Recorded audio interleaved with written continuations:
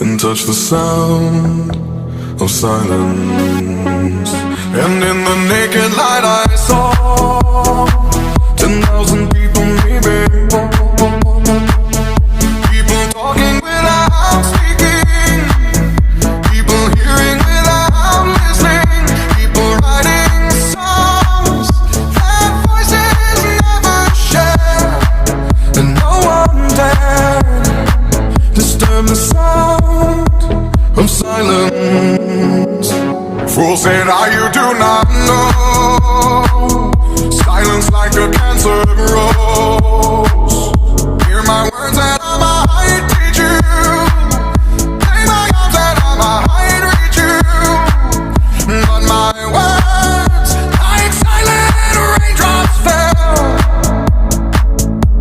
and echoed in the wells of silence.